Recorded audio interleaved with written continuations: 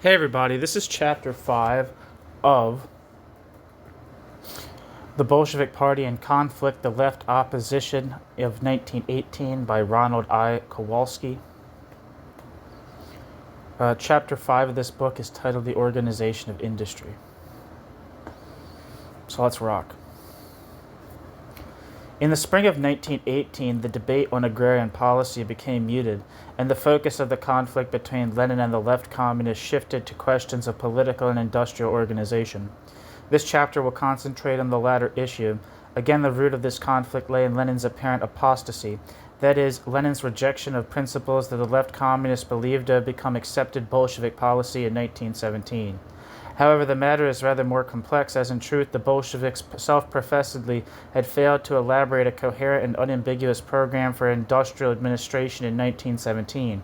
Vladimir Smirnov conceded as much in the spring of 1918, when Vladimir Smirnov admitted that, quote, "At the beginning of the revolution we had given very little thought to the question, of the organization of production along socialist lines," end quote. Vladimir Smirnov. In his major theoretical work of 1918, Osinski confirmed the substance of Smirnov's evaluation, quote, "But if we ask ourselves how, in the period before the 25th of October, we as a party envisaged the system of workers' control in the system of workers' control's entirety, and on what sort of economic basis we thought to construct the system of workers' control, then we shall find no clear answer anywhere," end quote. Osinski. Moreover, several weeks before the October Revolution, Lenin himself had insisted that it would be, quote, "inexpedient," end quote, then to try to draw up too detailed a program on such questions. Shortly after the revolution, Lenin admitted that, in fact, quote, "there was not and could not be a definite plan for the organization of economic life," end quote. Lenin. This lacuna in Bolshevik thinking made itself felt in the first weeks after October. The decree on workers' control of the 14th of November, based in large part on Lenin's draft, posited a radical devolution of power to the factory plant committees at the enterprise level, with the proviso that the committees should be subject to control by regional councils, which in turn would be responsible to an all-Russian Council of Workers' Control, ARCWC. Whatever the difficulties of making such a complex hierarchical system work effectively may have been, in addition, so Steve Smith argues, quote, "the decree did not spell out in detail how workers' control was to be implemented," end quote. Steve Smith. Moreover, the ARCWC did not survive long. At the beginning of December, it was absorbed into the Supreme Council of the National Economy, Vysenka, established primarily to introduce planned regulation of the economy from the center, an objective, as we shall see, that in the final analysis was to be incompatible with the decentralist spirit of the decree on workers' control. However, while the Bolsheviks may have failed to elaborate a, quote, "well-defined program," end quote, for the organization of industry before October, the left communists clearly believed that certain general principles had been agreed upon by all, including Lenin. As we saw in Chapter 2, the prerequisite was the smashing of the existing state apparatus. Once it had been destroyed and replaced by a dictatorship of the proletariat, this new state must intervene to manage the economy in order to save the economy from total collapse. Any such attempts at regulation undertaken by the old regime had to be resisted, since they would serve only to strengthen state capitalism, which to those on the left of the party certainly was nothing but, quote, "the cruelest form of class oppression," end quote. Once established, the proletarian state must first nationalize the finance capitalist sector of the economy, that is, the large banks and industrial syndicates and cartels, which had grown so dramatically.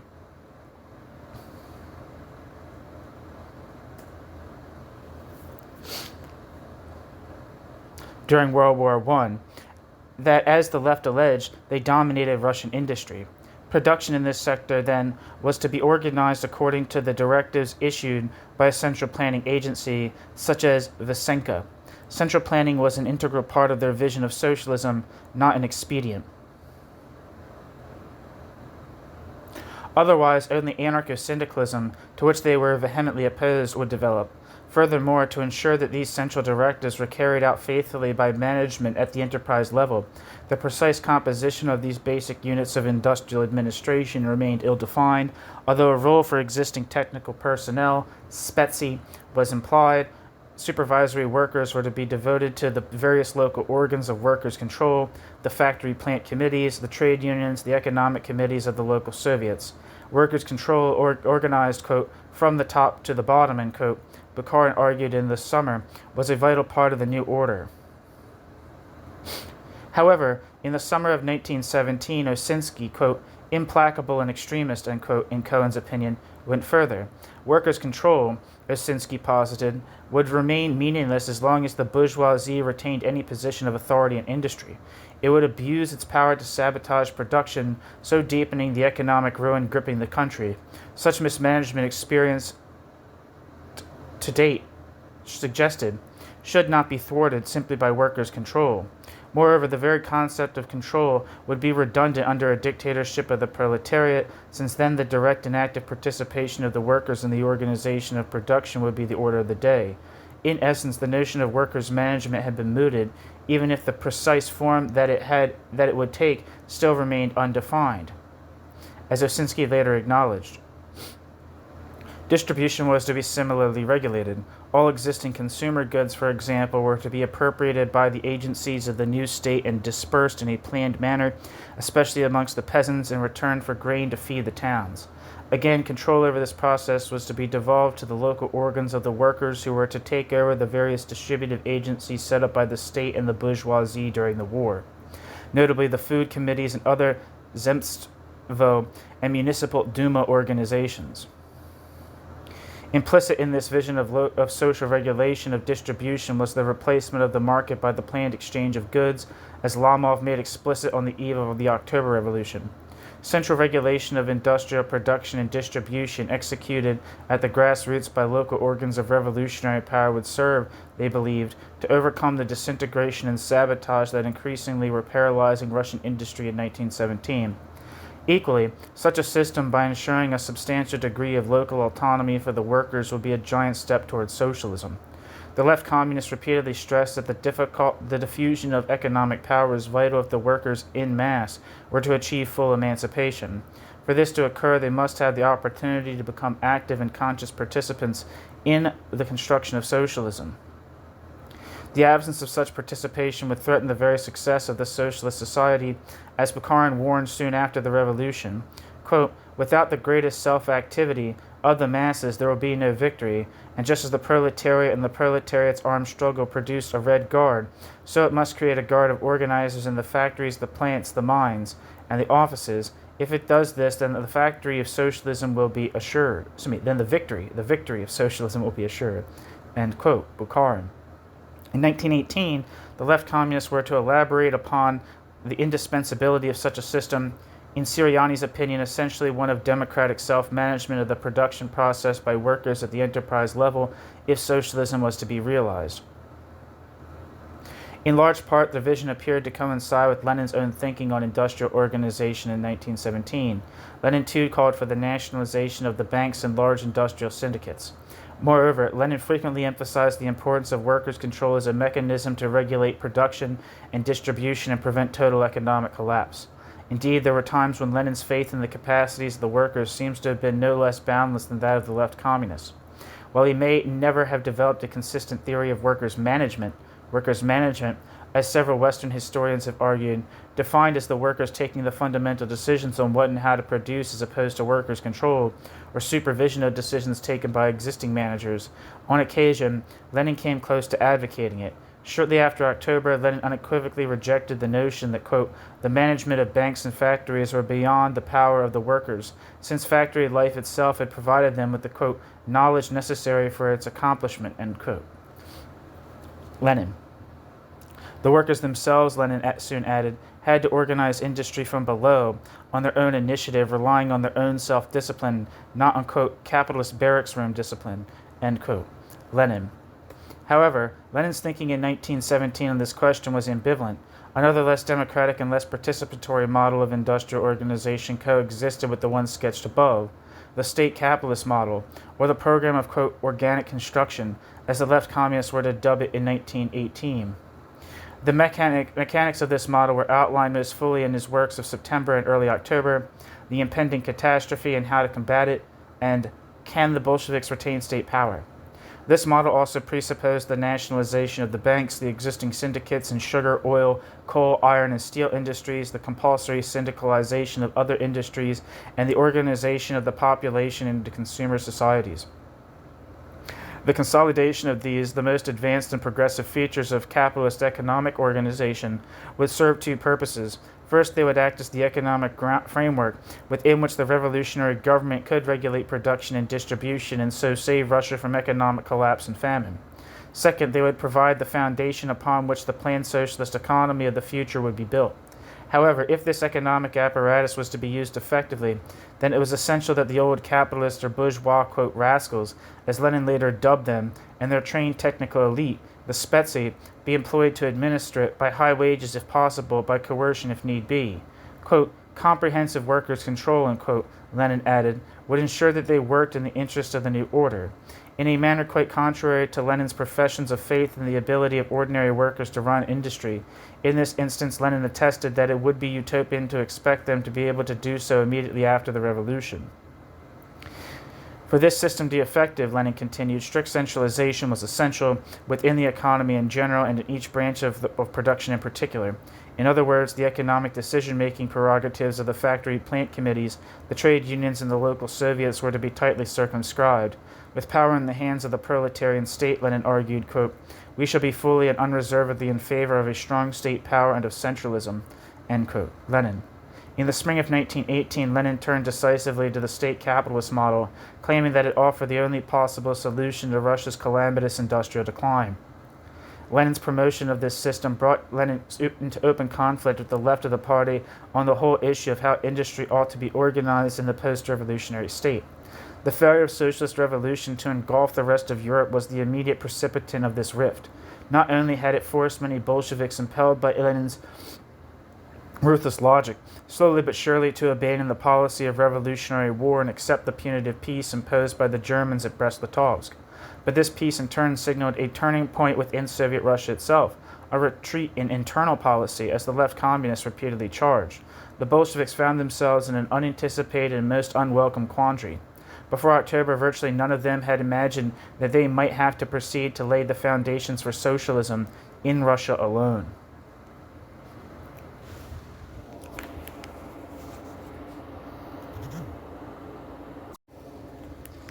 In Lenin's case, it compelled Lenin to reappraise what had to be done if the revolution in Russia was to survive until its final victory was secured by the eventual triumph of international revolution. In late February and early March, Lenin increasingly came to grasp that the restoration of the truncated Russian economy was essential if this end was to be achieved. But if economic reconstruction was to succeed, Lenin now believed, the libertarian post-revolutionary order which Lenin had ostensibly depicted most fully in State and Revolution and continued to defend in the first months after October had to be renounced.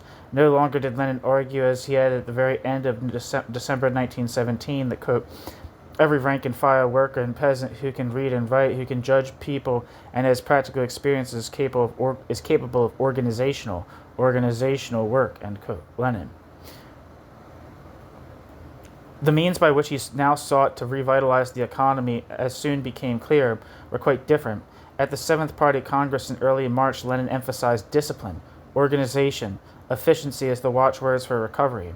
Addressing the Bolshevik fraction on the eve of the fourth All-Russian Congress of Soviets on the 13th of March, Lenin hammered home that what was critical for the survival of socialism in Russia was, quote, discipline, and in the struggle for ...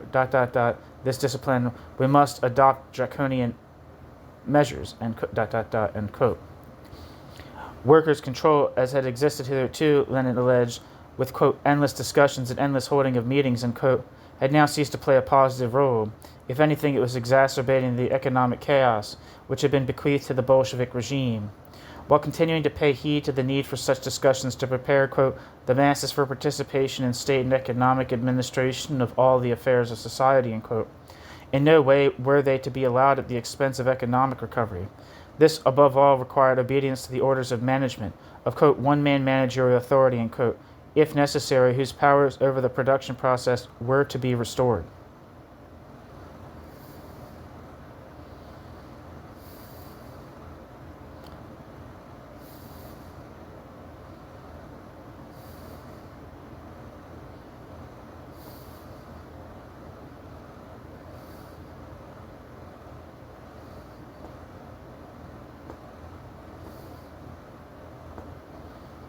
Looks like it.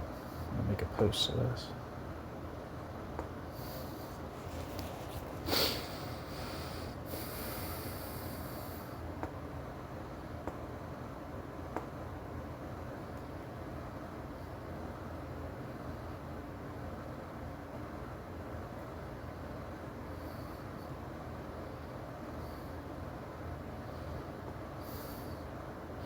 A turning point in the revolution had indeed arrived, as Lenin himself can see at the end of March, a turning point when the triumphal march of Soviet power had to give way to a new period of economic and social reconstruction.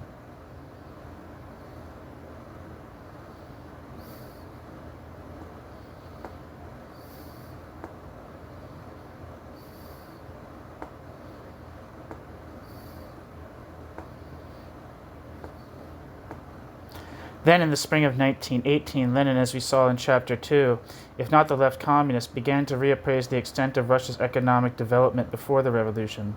State capitalism, quote, the threshold of socialism, end quote, Lenin now concluded, had not advanced sufficiently to permit an immediate transition to socialism in Russia. Economic recovery demanded that the Soviet government itself encourage its growth, so creating the bases for the socialist economic construction in the future. In defense of his program, Lenin reminded his comrades at a session of the CEC on the 29th of April that he had elaborated such a strategy before October. Quote, I said that state capitalism would be our salvation. If we had state capitalism in Russia, the transition to full socialism would be easy. ... Allow me to remind you that I had occasion to write my statement about state capitalism sometime before the revolution, ... in my pamphlet, The Impending Catastrophe, end quote. Lenin relentlessly repeated that the implementation of the system of state capitalism that he had sketched out in late summer of 1917 was the only means by which the Soviet Russia could be saved from impending economic catastrophe. Equally, Lenin emphasized the need to introduce a specific measure to raise the productivity of labor, as well as the strict reimposition of the old hierarchical forms of labor discipline. He looked to material incentives, notably to piecework and the quote scientific and progressive end quote element of the Taylor system to achieve this goal. Provided it was a proletarian state that constructed such a system, Lenin continued, then all would be well.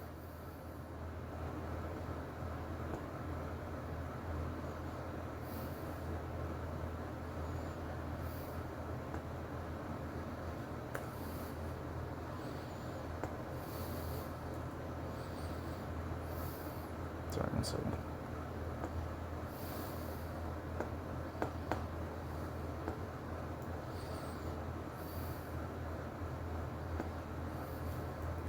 The state could use its political power to prevent degeneration towards a genuine state capitalist system and ensure that, quote, a step towards socialism, end quote, was in fact taken. In his most sustained and trenchant critique of the left communists, quote, left-wing, quote, left-wing and, quote, childishness and the petty bourgeois mentality, Lenin succinctly defended his program. In the first place, economically, state capitalism is immeasurably superior to our present economic system. In the second place, there is nothing terrible in state capitalism for Soviet power. The Soviet state is a state in which the power of the workers and the poor is assured. End quote.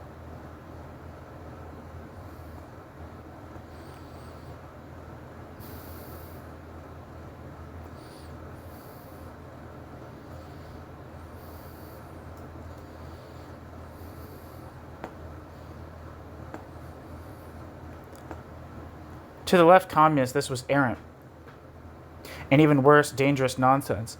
They agree with Lenin that measures had to be taken to deliver Russia from an economic collapse so total that there would be no foundations left upon which to construct socialism. However, they were equally convinced that the policy of, quote, organic construction, end quote, now being advanced by Lenin and Lenin's allies in the party, would prove to be fatal for the reconstruction of Russia on socialist lines. In part, their opposition to Lenin's policies is rooted in the seemingly determinist conviction that in the final analysis, quote, politics is founded upon economics, and whoever possesses the power of command over production sooner or later will lay hold of political power, end quote.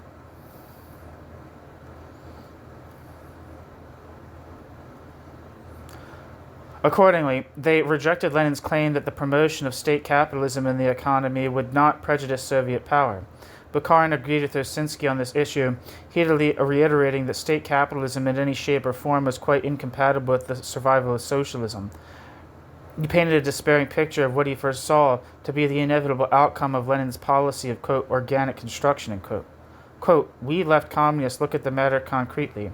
Let us suppose the Soviet power, the dictatorship of the proletariat supported by the poor peasants, while organizing in name, state regulation, in fact transfers the business of administration to the, quote, organizers of the trusts, end quote, i.e. to the capitalists.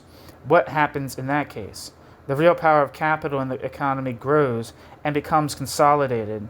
Meanwhile, the political superstructure either little by little degenerates beyond recognition or at a certain point, quote, bursts, end quote, because the protracted, quote, command power, end quote, of capital in the economy is incompatible with the, quote, command power, end quote, of the proletariat in politics, end quote. Bukharin. It fell to Osinski to develop the left communist fears more concretely. Apparently voicing the opinions of many ordinary workers, Osinski wrote that Osinski doubted if the old capitalist, quote, captains of industry, end quote, would or even could allow themselves to be used to run the economy in the interests of the proletariat. They were so immersed by the mores of capitalism that they could not but act in a counter-revolutionary manner. Accordingly, echoing the fears of many rank-and-file workers, Osinski warned Lenin against granting them any position of power in the new economic structure since, quote, the danger exists that our, quote, teachers will not help us to build socialism, but on the sly they will create a real capitalist trust. They will conduct their own class policy, end quote. Osinski, quote, as long as the Ryabushinskis and Meshcherskis remain masters of and ran their banks and plants, end quote. Osinski continued elsewhere, quote, then they would possess the means to, quote, organize white guards, conspire with foreign invaders, secretly sabotage production, end quote. Osinski. The only possible outcome of such an equivocal policy, Osinski concluded, would be the emergence of a real state capitalist system. No longer would the October Revolution remain socialist, but in fact would be transformed into a bourgeois revolution, one which had served merely to sweep away all the vestiges of feudalism in Russia, and this, of course, was unthinkable. They also advanced a detailed critique of the precise measures which Lenin proposed to employ to ensure the success of the state capitalist path to economic recovery. The restoration of one-person management at the enterprise level, with managers appointed from above regardless of the wishes of the workers, and of a hierarchically centralized system of economic administration generally, would breed nothing but a rebirth of the dictatorial and bureaucratic methods characteristic of capitalism. Such measures could only stimulate the active participation of the proletariat in the organization of production. Similarly, the employment of the other trappings of the old system of capitalist exploitation, namely authoritarian discipline over the workforce, peace wages, which encouraged workers to pursue individual, not collective, rewards and so instilled petty bourgeois values into them, and the Taylor system, which dehumanized workers by converting workers into mindless appendages of machines, routinely performing fragmented tasks decreed from above, was all anathema to Osinski and Osinski's comrades on the left of the party. In particular, they singled out two heinous consequences of these proposed measures. On the one hand, the unity and solidarity of the proletariat would be shattered, and its collectivism, so vital to socialism, destroyed. On the other hand, the proletariat would again be transformed into a passive cog in the production process, deprived of any opportunity to participate actively in the administration of industry. The recrudescence of this facet of the old order especially alarmed the left communists. They especially defended the principle of the conscious participation of the proletariat in economic, as well as political administration, to be the sine qua non of its socio-political emancipation from the habits of the capitalist past, and thus the lifeblood of genuine socialist construction. In a manner reminiscent of Bukharin on the morrow of October, Osinski elaborated on their understanding of this principle. Quote, we stand for the construction of proletarian society by the class creativity of the workers themselves, not by orders from on high issued by the, quote, captains of industry, end quote. We proceed from faith in the class consciousness, in the active class initiative of the proletariat. It cannot be otherwise. If the proletariat does not know how to create the necessary preconditions for the socialist organization of production, then no one can do this for the proletariat, nor compel the proletariat to do this. ... Socialism and the socialist organization of production must be constructed by the proletariat itself, or not at all, and something else will be constructed. State capitalism. End quote. Osinski. If this principle, essentially one of workers' self-management, was abandoned, then the left communists were certain that socialism was doomed and state capitalism, which the left communists so much despised and feared, would emerge triumphant. Respectively, Lev Christman was to offer a more philosophical defense of the need for workers' participation en masse in the building of socialism. In language akin to that of the young Marx, he emphasized that the fundamental objective of socialism, quote, the further conquest and transformation of nature, the progress of technology, ... and the further conquest and transformation of the nature of man himself, ... was a creative task, end quote. Lev Christman. In order to achieve this final goal, it was imperative that the proletariat consciously and collectively undertake the socialist transformation of society. The proletariat could do so, however, only if the proletariat was given the freedom to exercise the proletariat's latent creative abilities and learn how to harness them in the very process of socialist construction. For Christman, and arguably for Christman's comrades on the left of the party, this, quote, mass creativity was the basic characteristic of communism, end quote. They advocated a model of economic reconstruction quite contrary to that of Lenin, claiming that it alone would ensure that the path towards socialism at least remained open in Russia. In so doing, they elaborated on the principles which, in a more rudimentary manner, they had espoused in 1917. To prevent the restoration of capitalism in Russia, all the banks and large-scale enterprises were to be nationalized. However, nationalization per se, or, quote, statization, end quote, as Bukharin had termed it in 1917, although a necessary precondition, was insufficient to ensure development towards socialism. After all, the railways in Prussia were state-owned, as Osinski pointedly remarked, but no one would contend that in consequence Prussia was socialist. More was required, what might be called the, quote, socialization of these sectors of the economy. To achieve this end, the first precondition remained the complete expropriation of the capitalists in these key sectors, the, quote, commanding heights of the economy, end quote, so that the fundamental economic basis of their power was destroyed once and for all. Such a policy, of course, precluded the toleration of any form of joint state-private capitalist trust, as Lenin had been prepared to contemplate during the negotiations with Meshchersky in the winter and spring of 1918. But there was another precondition that had to be satisfied before industry could be considered to be fully socialized. The enterprises subject to nationalization were to be managed, quote, on socialist principles, end quote. Osinski explained that this meant at the first All-Russian Congress of Economic Councils in May-June 1918, quote, the general operations of the nationalized enterprises, end quote, Osinski argued, quote, should be such that the very organization of production provided, ... the firm foundation for the political dictatorship of the working class, ... and created the economic dictatorship of the proletariat, end quote. In brief, workers' management was considered to be vital. Ideological and philosophical justification apart, such a system increasingly came to be seen by the left communists as the only solution to the escalating decline in production, which they largely attributed to sabotage by the remaining bourgeoisie, as Osinski himself had maintained in the summer of 1917. However, within this new system of socialized industry, they did accept, albeit grudgingly, that the old bourgeois spezi, not the, quote, captains of industry, end quote, themselves, still had a vital role to play. As yet, the proletariat had not built up the proletariat's own trained cadres of engineers and technicians with the expertise required to run modern large-scale industry. Accordingly, the old spezi, the majority of whom remained hostile to the Bolsheviks, would have to be enticed or coerced if need be to give their irreplaceable services to the new regime. High wages, they conceded, would have to be offered to these spezi to buy their cooperation, but in no account were they to be given any key positions of command in the economy, lest they exploit those positions in the same way as their former masters to subvert the socialist reconstruction of Russia. They were to remain strictly subordinate and answerable to the organs of workers' management. Similarly, the spezi, specialists, were to be deprived of their traditional methods of material incentives for the knout, which is like a whip, for the maintenance of productivity, and discipline. New work practices were to be introduced by the workers themselves, and those in whose class consciousness the left communists had such, quote, faith. Once industry had been reorganized on socialist lines, the workers, through the agency of their trade unions and factory committees, were to establish output norms to be fulfilled in return for a, quote, normal living wage.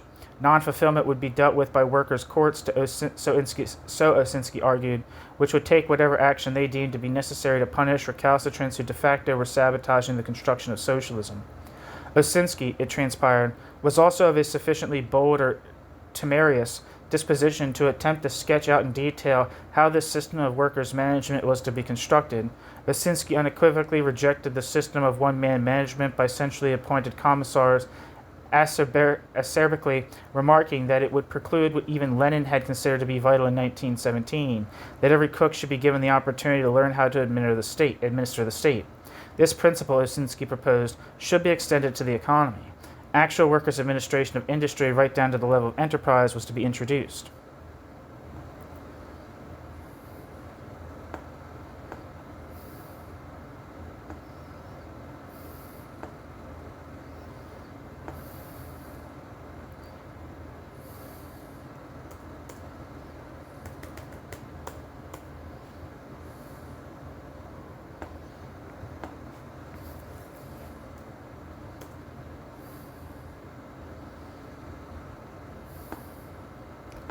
Despite their commitment to a devolution of authority to the enterprise level, Osinski and his fellow leftists continued to have absolutely no truck with their syndicalist sentiments evident among certain groups of the Russian workers. They vehemently denounced as anti-socialist any efforts by organs of workers' management to convert enterprises into their own property and run them in their own interest. If unchecked, they would reduce Russia to nothing but a myriad of atomized, self-governing anarchist syndicalist communes. It was Bukharin who developed this scheme most cogently. In the final analysis, the basic distinction between communists and anarchists, Bukharin argued, was not their attitude to the state and the state's power. While they disagreed regarding the role the state was to play in the transition period, the communists ascribed to it a vital role. Both sought its ultimate extinction. Rather, what fundamentally divided anarchists and communists was that communists were convinced that only a centrally planned economy in which large-scale production was predominant, would be able to provide the material basis of abundance on which alone socialism could be founded.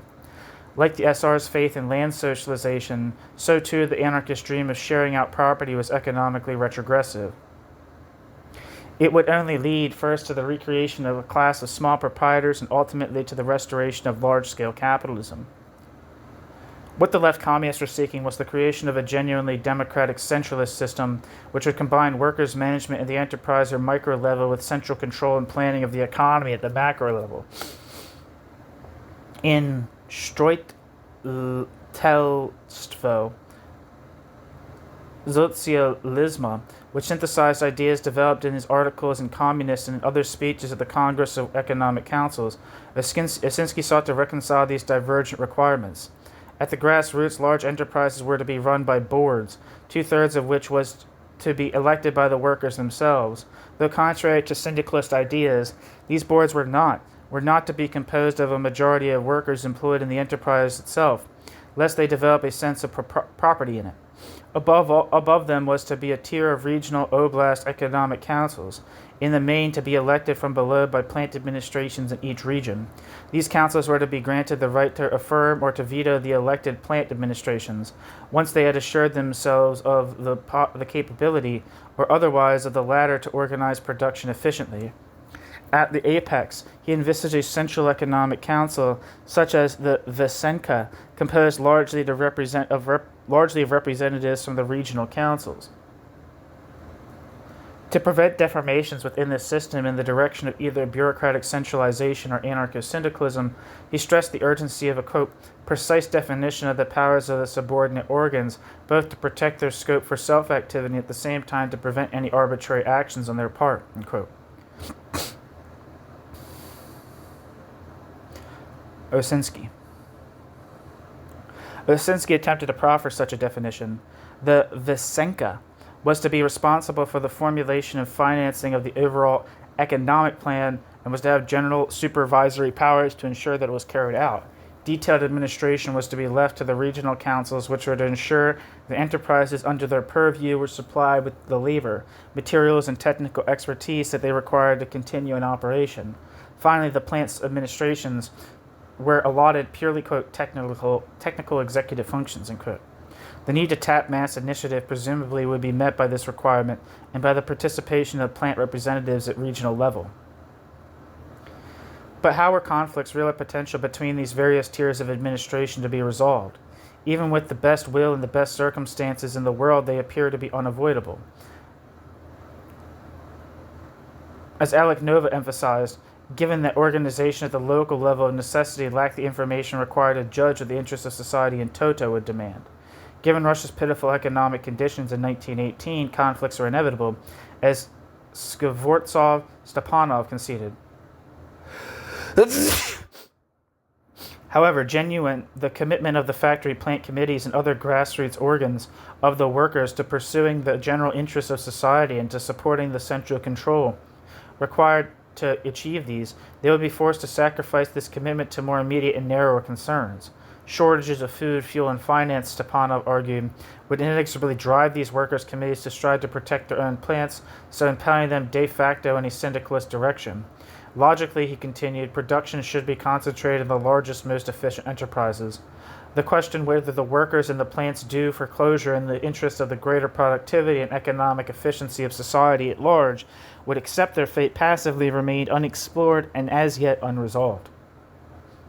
In Osinski's model, it was assumed rather optimistically that conferences between the representatives of the center and the lower tier organizations would succeed in reconciling any such conflicts in the interest of society at large.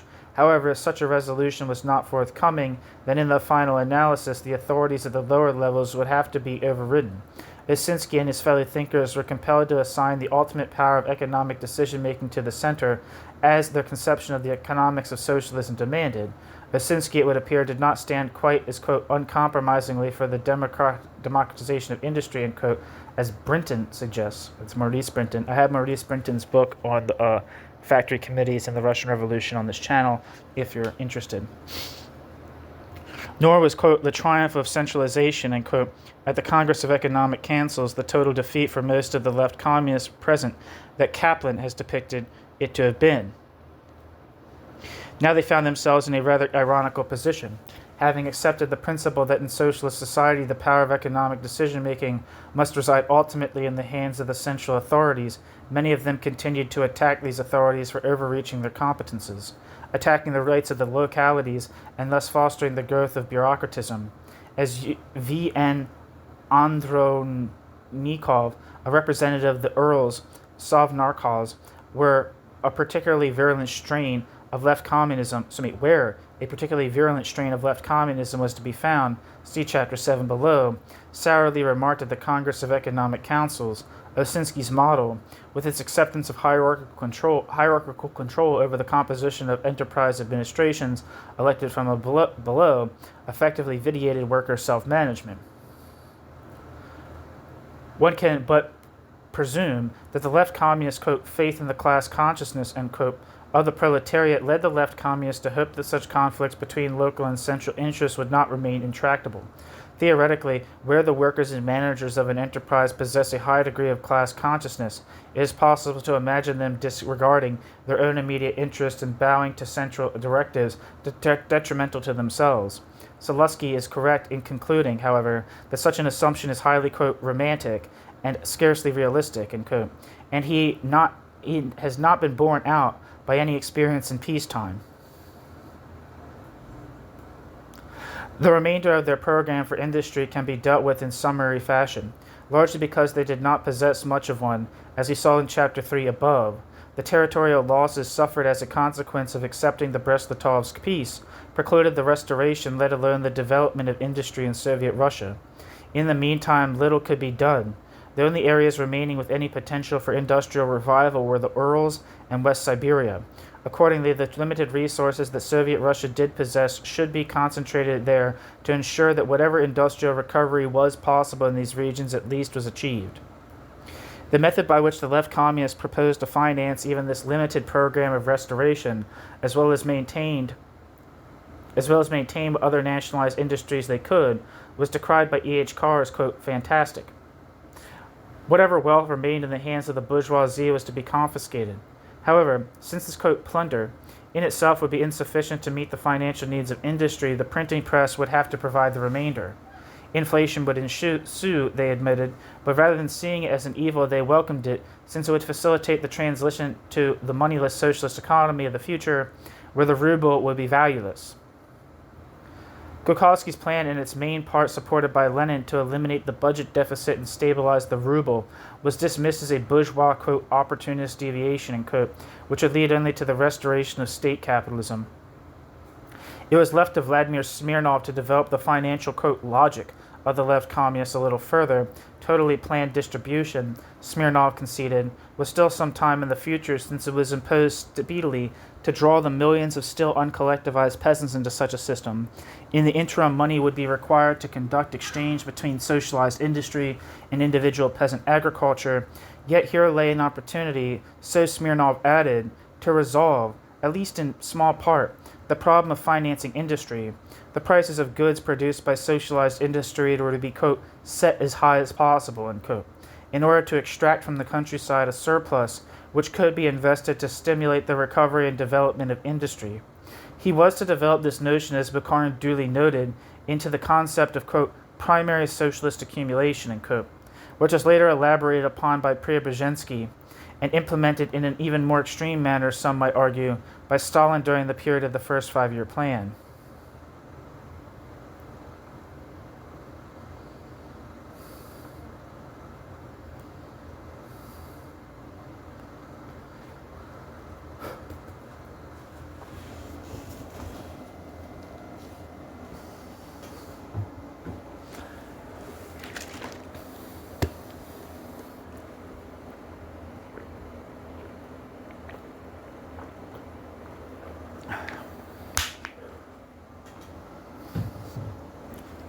New section.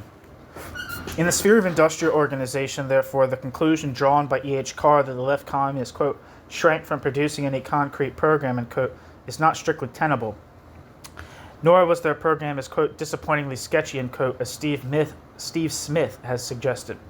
Rather, the pertinent question is whether their program was feasible.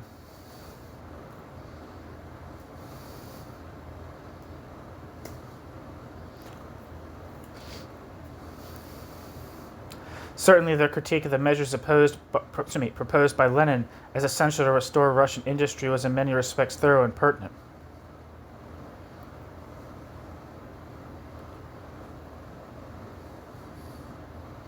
In particular, Osinski's critique of the consequences of these policies has been described by Smith as, quote, brilliant. They saw clearly that nationalization per se would leave the workers with no more freedom, quote, to decide what and how to produce than before, end quote.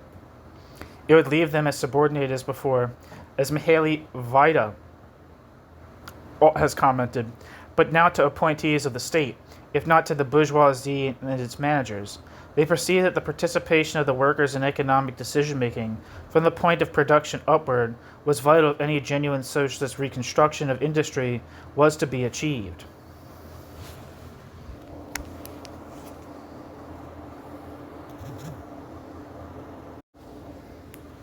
The problem was, however, that their own program appears to have been patently ill-adapted to the political and social realities of Russia in the spring of 1918.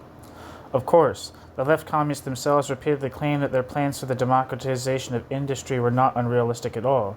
The Russian workers, they argued, did possess the consciousness and acumen required to restore discipline and produce efficiently once the Russian workers had taken over the management of the Russian workers' enterprises. Osinski pointed to the experience of the Donetsk Basin, which Osinski had observed at first hand in February 1918, where bourgeois sabotage had compelled the workers to seize the mines. They declared them to be state property and, more pertinently, succeeded in operating them by themselves. Similarly, Lomov contended that production in many enterprises in the central industrial region had actually risen after January 1918, largely as a result of the workforce independently nationalizing and proceeding to manage them successfully. The same recovery, he argued on another occasion, could be observed in plants ranging from Petrograd to the Urals.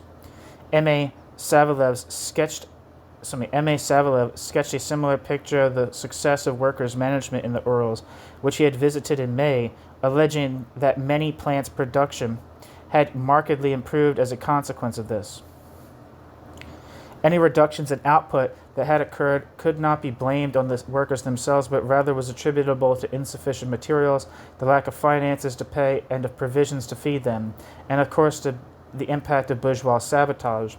The usual dismissal of this defense of workers' management as simply utopian, a dismissal which rests on the familiar picture of the Russian proletariat as prone to anarchism and incapable of restoring discipline of the Russian proletariat's own accord, deserves some modification. Recently, several studies, most notably those of Stephen Smith and Carmen Siriani, have indicated a greater awareness among many Russian workers of the need for discipline if their enterprises were to be able to continue functioning.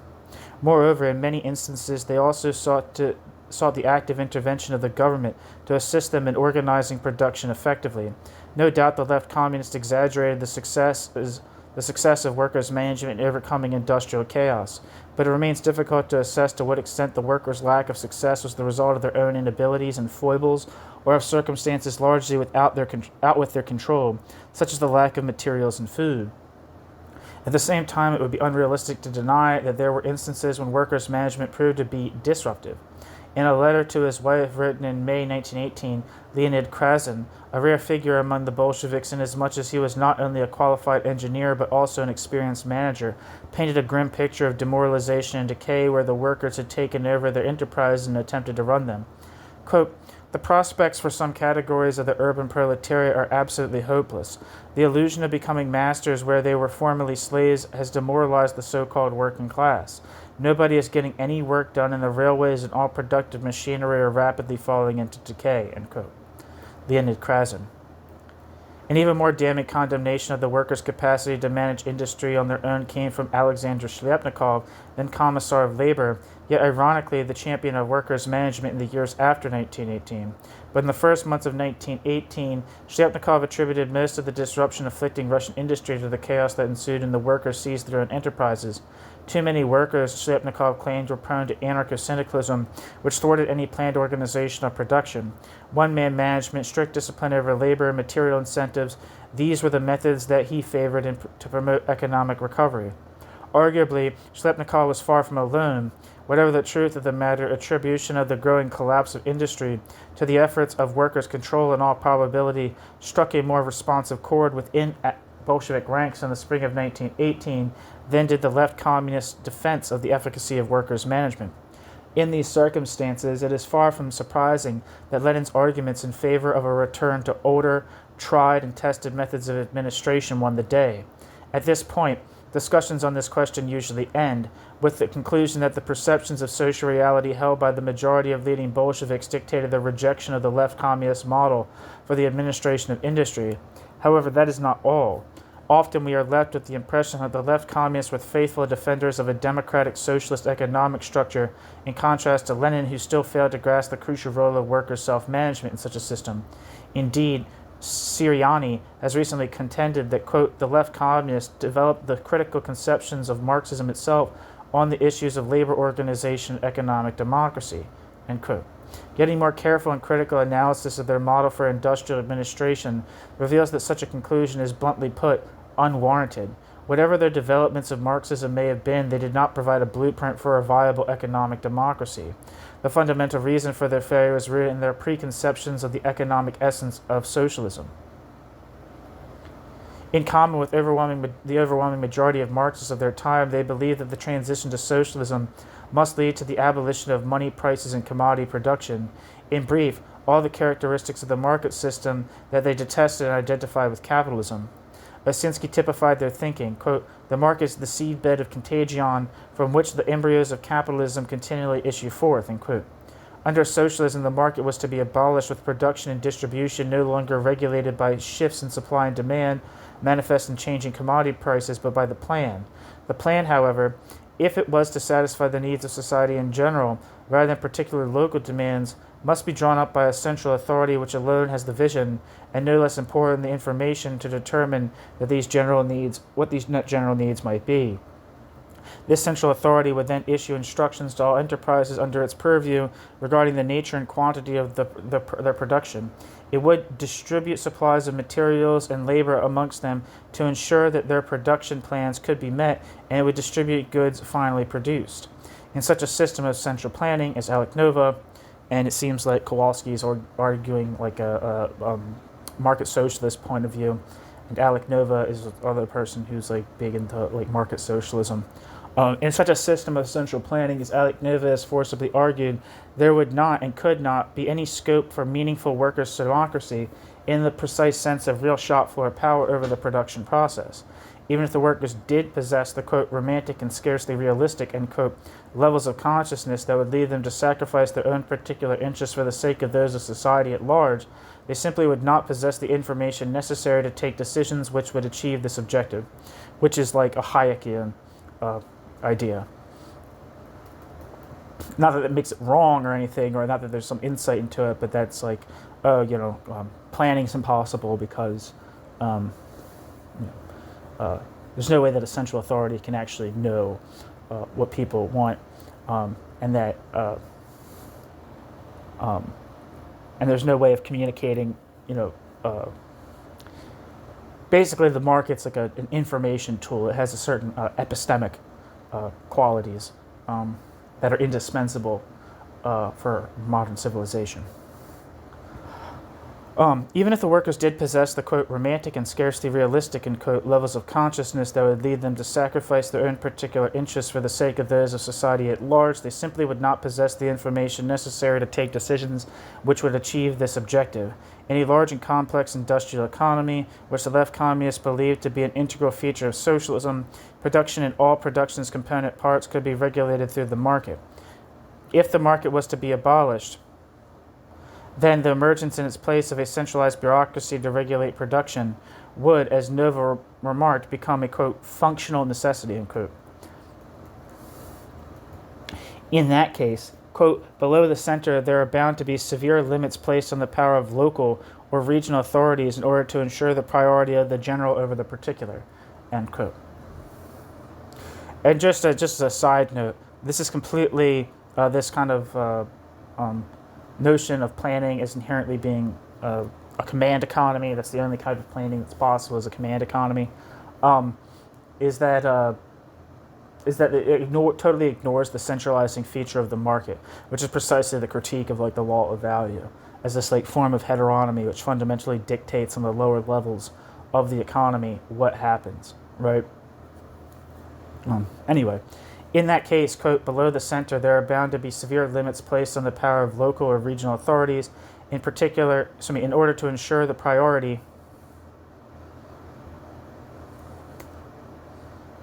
of the general over the particular, end quote. The left communists themselves, as we have seen above, were forced grudgingly to concede that this, in fact, had to be the case, so vitiating their defense of workers' management from the point of production upwards. In all probability, therefore, a democratic form of socialism would not have been the outcome of their program, since, as Nova succinctly concluded, quote, the functional logic of centralized planning, quote, fits, end quote, far too easily into the practice of centralized despotism, end quote. That's the end of chapter 5. Thank you so much for listening.